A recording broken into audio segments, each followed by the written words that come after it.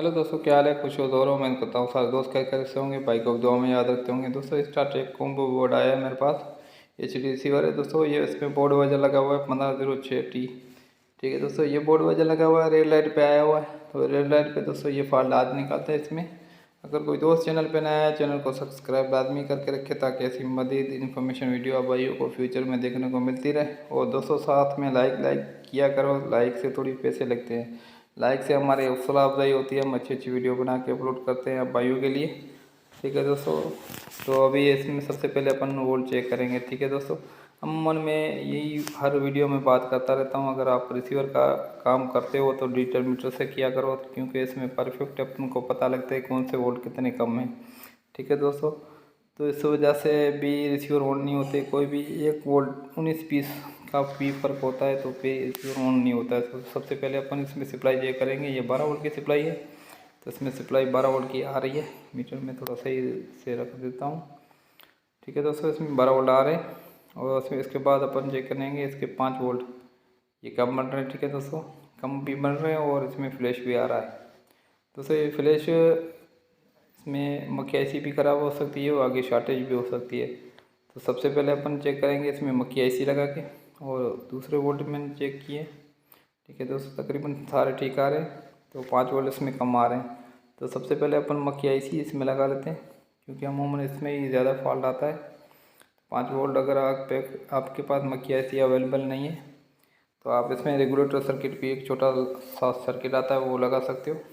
वो मैंने 2-3 video upload की हुई है। 2-3 तरीके का रेगुलेटर मिल जाएगा मार्केट से आपको इजीली। मेरे पास मक्खी ऐसी पड़ी हुई है, मैं मक्खी ऐसी लगा रहा हूँ। ठीक है दोस्तों, तो मक्खी ऐसी लगा कर फिर करते हैं इसको ऑन। देखते हैं अपना रिसीवर ऑन होता है कि आगे और मसला है, इस वजह से ऑन नहीं हो रहा था। तो मक्खी ऐसी लगा लेता हूँ। ये मैंने मक्खी ऐसी लगा ली दोस्तों, रिसीवर हो गया ऑन।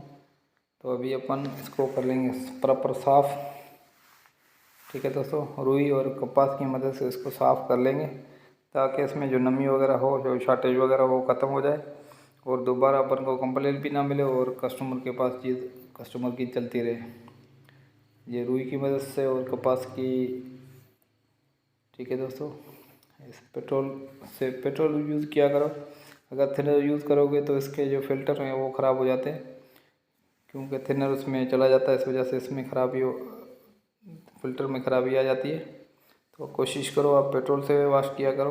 पेट्रोल से वॉश करके अच्छी तरीके से इसमें मिट्टी वगैरह निकाल लिया करो ताकि इसमें दोबारा फॉल्ट ना आए। उम्मीद है तो दोस्तों आपको वीडियो अच्छी लगी होगी। अच्छी लगे तो दोस्तों लाइक तो लाजमी किया करो। अगर कोई दोस्त चैनल पे नया है, चैनल को सब्सक्राइब भी लाजमी किया करो दोस्तों से भी शेयर किया करो।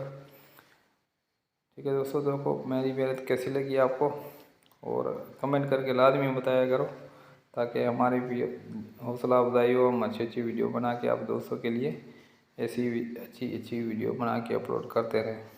Thanks for watching.